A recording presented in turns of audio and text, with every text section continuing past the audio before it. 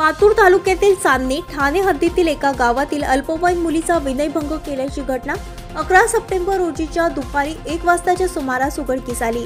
आलेगाव येथील 20 वर्षीय आरोपी गौरव संजय गिरे यांनी अल्पवयीन मुलीला सांगितले की तू मला आवडतेस, तू माझ्यासोबत बोलत जा असे म्हणून तिच्या वाईट उद्देशाने हात पकडून विनयभंग केला। ही घटना पीडित अल्पवयीन मुलीने तिच्या आई-वडिलांना सांगितली।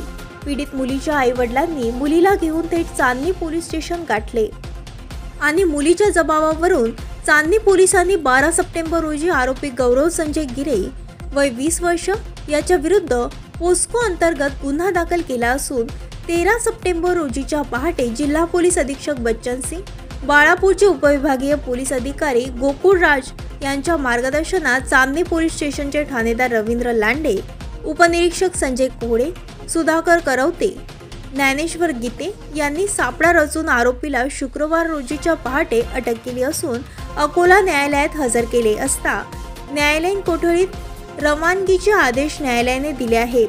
पुढील तपास उपनिरीक्षक संजय कोहड़े करीत आहे। ताज्या बातम्या आणि घडामोडी बघण्यासाठी महाराष्ट्र मेल या चॅनलला लाईक आणि सबस्क्राईब नक्कीच करा।